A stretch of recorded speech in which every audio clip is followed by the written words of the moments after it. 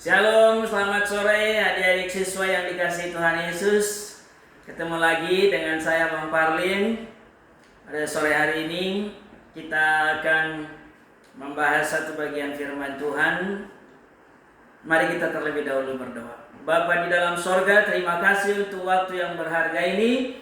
Kami bersyukur kesempatan untuk bersekutu, memuji dan menyembah Tuhan, dan mempelajari firman Tuhan. Dengan segala kondisi yang kami alami saat ini, kami tidak bisa bersekutu, berkumpul bersama seperti sedia kala, tapi kami harus beribadah di rumah masing-masing. Dan melalui siaran ini Tuhan, kami mau sama-sama diurapi Tuhan, bertumbuh di dalam pengenalan akan firman-Mu.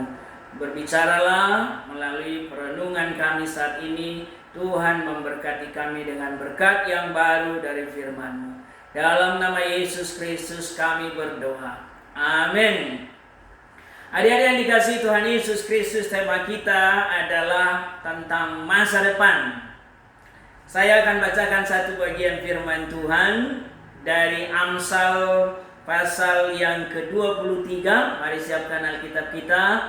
Alkitab masing-masing, Amsal pasal 23. Kita baca ayat 17 dan ayat 18. Inilah sabda Tuhan. Janganlah hatimu iri kepada orang-orang yang berdosa, tetapi takutlah akan Tuhan senantiasa. Karena masa depan sungguh ada dan harapanmu tidak akan hilang. Karena masa depan sungguh ada dan harapanmu tidak akan hilang. Ayat 18. Adik-adik yang dikasihi Tuhan Yesus Kristus, kita memasuki masa-masa yang sulit saat ini. 2 bulan lebih kita harus stay at home, belajar dari rumah. Dan bagi orang yang bekerja dari rumah, juga beribadah dari rumah. Adik-adik yang dikasihi Tuhan, ada banyak kesulitan.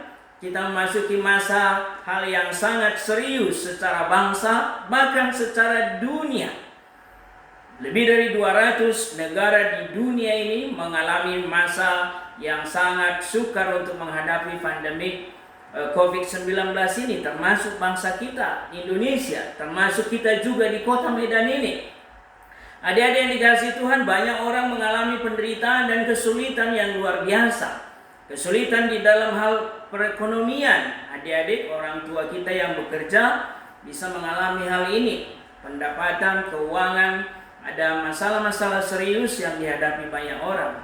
Termasuk juga kalian, adik-adik sebagai seorang siswa, pasti mengalami kesulitan demi kesulitan dalam mengadaptasikan diri, dalam mengkondisikan situasi yang sedang kalian hadapi. Tidak boleh pergi ke sekolah seperti biasa dulu belajar bersama teman-teman, tapi harus belajar dari rumah dengan segala instruksi, tugas, dan materi pelajaran yang diberikan oleh gurumu. Kalian harus mengadakan sebuah penyesuaian diri, dan kita semua, setiap orang dituntut untuk bisa menyesuaikan diri dengan kondisi ini. Sekarang kita memasuki apa yang disebut dengan new normal. Kita semua diarahkan untuk memasuki situasi normal, tapi dengan format yang baru. Tidak seperti normal yang dulu, tapi normal yang harus memperhatikan hal-hal yang sangat serius untuk kita taati. Adik-adik yang dikasihi Tuhan Yesus Kristus, dengan segala kondisi kesulitan ini, adik-adik juga belum ada kepastian dari pemerintah kapan mulai belajar di sekolah, kapan memulai pelajaran seperti sedia kala, masuk sekolah kembali. Kita belum ada pemberitahuan tentang itu. Lalu bagaimana situasi ini dengan segala kesulitan dan hal-hal yang tidak kita bisa bayangkan sekarang, tidak bisa kita prediksi. 2 bulan yang kita jalani, yang sudah lalu, kita berhasil melaluinya, puji Tuhan. Tapi ke depan, bulan-bulan ke depan, kita tidak tahu apa yang terjadi. Dalam kondisi ini adik-adik, bisakah kita tetap mengatakan, oh masa depanku tetap ada? Mungkin banyak orang akan mengatakan, Madesu. Kalau kondisi ini namanya madesu. Apa itu adik-adik madesu? Masa depan suram. Madesu. Masa depan suram. Ya, adik-adik dikasih Tuhan, orang dunia, orang yang tidak mengenal Tuhan, orang yang tidak punya iman yang teguh pada Tuhan Yesus, orang yang tidak memiliki pengharapan, bisa memandang masa depannya sebagai masa depan yang suram. Tidak ada sesuatu yang lebih menjanjikan. Yang ada adalah hal-hal yang membuat kemerosotan dalam segala hal. Tapi hari ini firman Tuhan mengajar kita.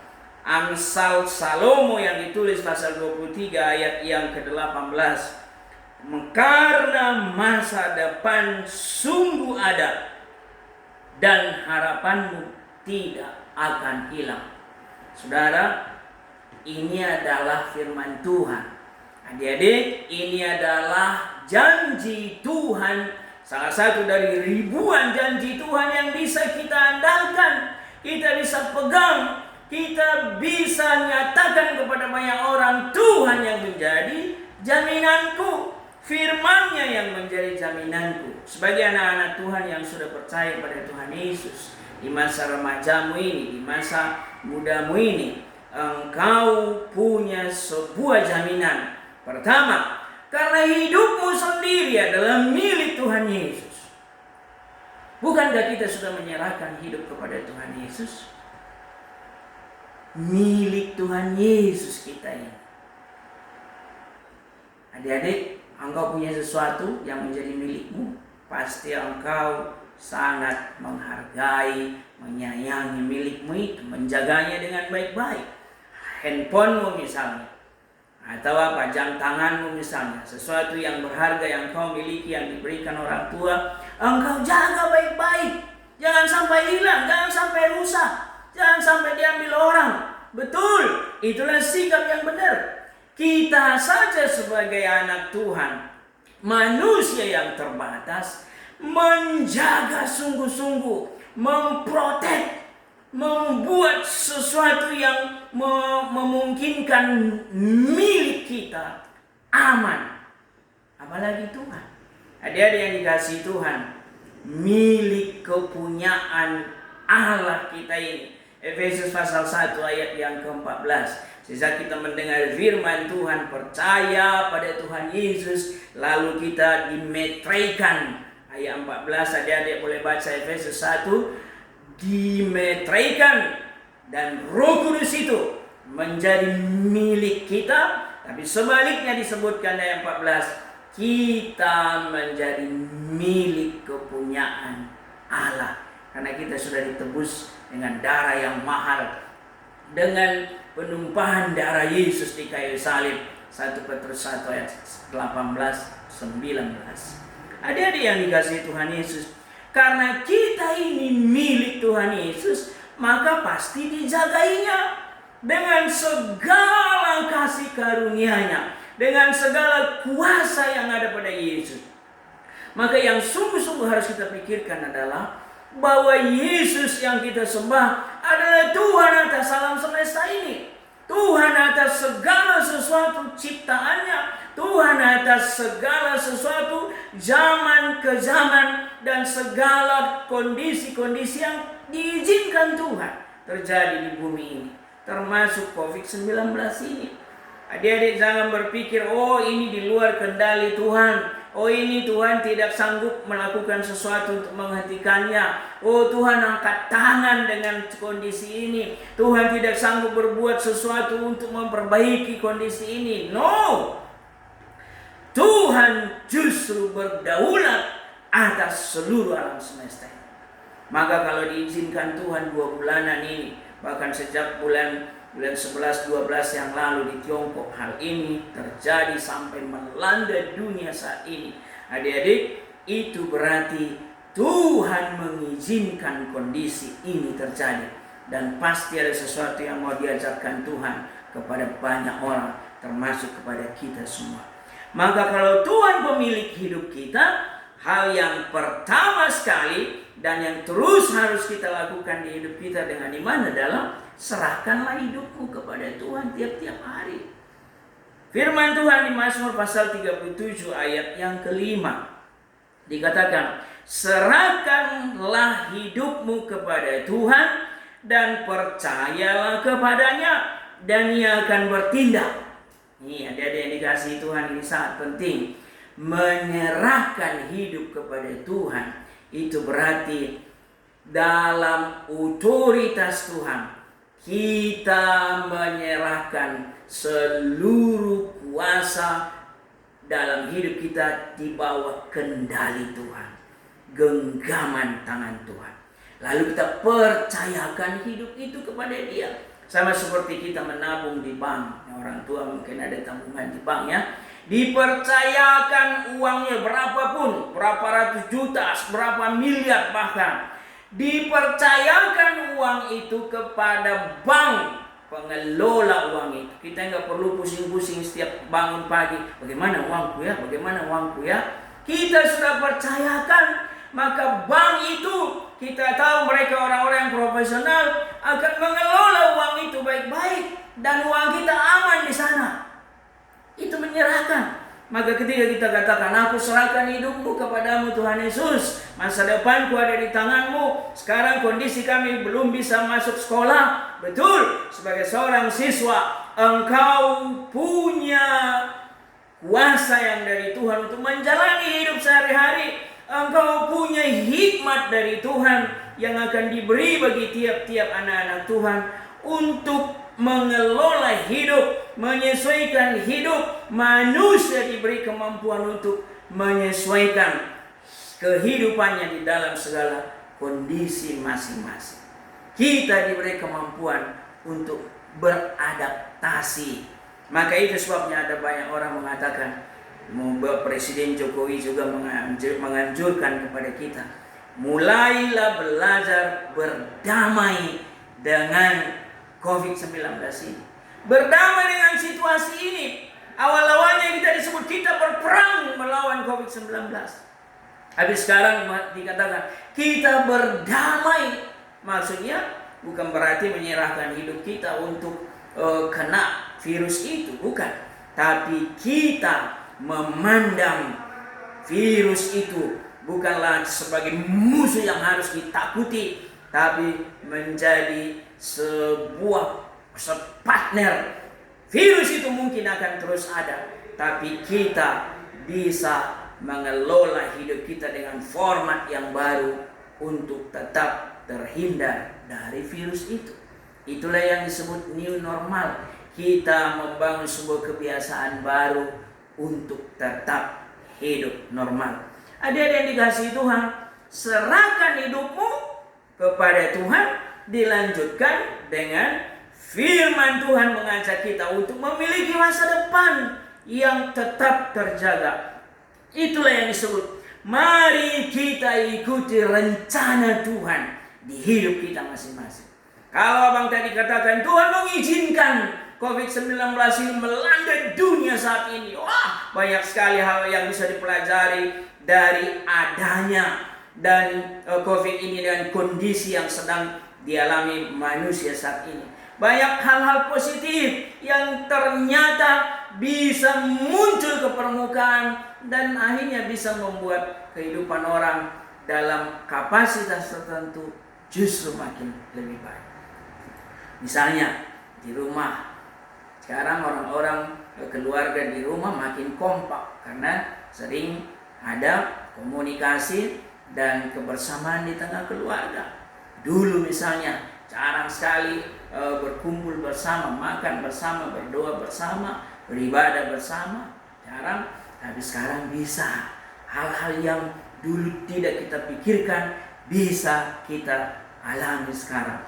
Maka rencana Tuhan sesuai dengan firman di Yeremia pasal 29 ayat 11. Sebab aku ini mengetahui rancangan-rancangan apa yang ada padaku mengenai kamu. Demikianlah firman Tuhan. Rancangan damai sejahtera dan bukan rancangan kecelakaan, untuk memberikan kepada hari depan yang penuh harapan. Yeremia 29 ayat 11. Adik-adik yang dikasihi Tuhan, Berarti setiap pribadi anak-anak Tuhan, termasuk kamu, pribadi lepas pribadi, termasuk abang juga, siapapun yang mengaku percaya pada Yesus, punya sebuah rancangan yang mulia dari penebus kita, dari Tuhan kita, Yesus yang telah menyelamatkan kita. Tuhan sudah merancang sebuah masa depan. Kita tinggal masuk ke jalur itu, masuk ke jalannya Tuhan itu, dan kita sekarang sudah on the track. Kita sudah ada di situ karena kita sudah percaya pada Yesus, kita anak Tuhan, dan kita sedang berjalan menuju masa depan yang disiapkan Tuhan itu. Rencana Tuhan itu yang harus kita jalani. Dan ingat, Ayub pasal 42 ayat 2, firman Tuhan di situ memberi jaminan bahwa tidak ada rencana Tuhan yang pernah gagal. Manusia termasuk virus tidak bisa menggagalkan rencana Tuhan bagi setiap pribadi. Adik-adik yang dikasihi Tuhan Yesus Kristus, maka rencana Tuhan ini yang harus kita ikuti. Jangan menyimpang ke kiri atau ke kanan. Jangan bilang Tuhan mengatakan kita kerjakan A, lakukan A, kamu berjalan di sini, terus kita pergi ke tempat lain, kita pergi ke jalur yang lain. Adik-adik yang dikasihi Tuhan, ikuti rencana Tuhan. Rasul Paulus di dalam Kolose pasal 3 ayat 1, ya, Kolose pasal 3 ayat 1 dikatakan, karena itu kalau kamu dibangkitkan bersama dengan Kristus, carilah perkara yang di atas, di mana Kristus ada, duduk di sebelah kanan Allah. Kita ini sudah dibangkitkan bersama dengan Kristus, artinya kita sudah lahir baru, kita sudah memiliki hidup yang baru, kita sedang jalani itu.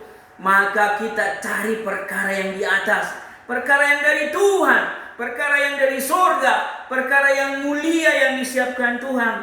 Itulah rancangan masa depan itu maksudnya. Dan dikatakan kita cari, kita dapatkan, kita ikuti. Maka adik-adik yang dikasihi Tuhan, untuk memiliki masa depan yang tetap terjaga hari ini dan seterusnya, tetaplah dalam koridor dan format murid Kristus yang terbaik. Pertama, taat selalu pada firman Tuhan. Taat pada Alkitab yang kita pelajari, taat dan setia. Dan kita jaga persekutuan pribadi kita dengan Tuhan.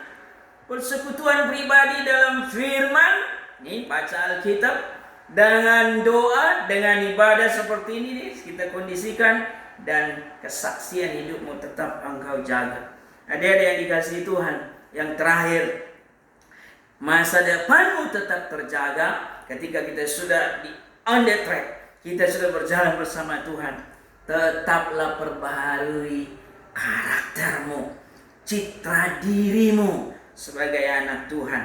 Adik-adik, 80% keberhasilan seseorang dalam hidupnya, dalam dunia kerja, dalam dunia masa depan yang dijalani, 80% ditentukan oleh karakter Kristus, cara hidup sesuai dengan Kristus, etika, moral, tingkah laku kita, sikap-sikap kita, dan segala cara-cara hidup yang kita kelola. Bagaimana engkau belajar, bagaimana engkau bersikap, bagaimana engkau sopan, bagaimana takut, dan seterusnya mengasihi dan menyaksikan kasih Tuhan. Itu sangat penting. Pengetahuan itu ternyata 20% sumbangsinya. Belajar baik-baik itu penting. Nilai yang baik 100 bagus. Dan seorang juara kelas tiap-tiap tahun itu benar, baik. Tapi itu sumbangsinya cuma 20%. Yang 80%-nya adalah karakter Kristus kita kenakan. Sehingga dimanapun kita berada kelak, kita menjadi orang-orang yang disenangi orang, diberi kesempatan oleh banyak orang, berkarya, dan engkau berhasil di dunia pekerjaan, di masa depan, berhasil dalam keluarga, berhasil dalam pergaulan, berhasil dalam menata hidup. Adik-adik yang dikasihi Tuhan, itu sebabnya citra diri kita. Kolose pasal 3 ayat 10 saya bacakan terakhir. Dan telah mengenakan manusia baru yang terus-menerus diperbarui untuk memperoleh pengetahuan yang benar menurut gambar Khaliknya. Kita adalah gambar dan rupa Allah, harus terus memperbarui diri. Anak-anak remaja, anak-anak milenial zaman sekarang, dunia boleh memberi gambaran cara hidup yang tidak beres, tapi kita punya cara dan style sendiri, style anak-anak Tuhan. Jalani kehidupanmu hari ini dan seterusnya, waktu-waktu ke depan kita serahkan apapun yang terjadi ke depan. Pasti Tuhan memimpin perjalanan hidup kita. Firman Tuhan, saya ulangi dalam Amsal 23 ayat 18 itu. Karena masa depan sungguh ada dan harapanmu tidak akan hilang. Inilah janji firman Tuhan yang bisa kita pegang. Katakan kepada Tuhan Yesus, benar Tuhan, aku adalah milikmu. Masa depanku ada dalam genggamanmu. Aku akan jalani dengan takut akan Tuhan, dengan tetap setia berjalan mengiring Tuhan. Adik-adikku yang dikasihi Tuhan, jangan pernah khawatir, jangan pernah takut. Andalkan Tuhan dalam seluruh hidup. Amin. Mari kita berdoa. Bapa di sorga, terima kasih atas firman-Mu. Kami bersyukur semangat baru Engkau beri kepada kami untuk kami menjalani kehidupan menuju masa depan. Dengan segala kondisi yang ada saat ini, kami punya hikmat dari Tuhan untuk bertahan hidup, untuk mengelola hidup, mengadaptasikan hidup dengan segala kondisi-kondisi yang kami alami hari ini dan masa-masa mendatang ini. Kami percaya bahwa hidup kami berharga di dalam tangan Tuhan, bahkan masa depan kami sudah Engkau tetapkan. Kami akan jalani bersama Tuhan di dalam naungan kasih-Mu, di dalam topangan kuasa-Mu. Kami akan berjalan dan menuju masa depan yang gilang gemilang. Terima kasih Bapa, meteraikan firman-Mu. Mau berdoa buat semua adik-adikku saat ini, siswa-siswa YPDPA, dimanapun mereka berada, di rumah masing-masing. Kuatkan dan teguhkan tiap-tiap mereka. Hiburkan hati mereka. Beri semangat baru. Beri sukacita untuk menjalani kehidupannya. Di dalam nama Yesus Kristus kami telah berdoa. Amin.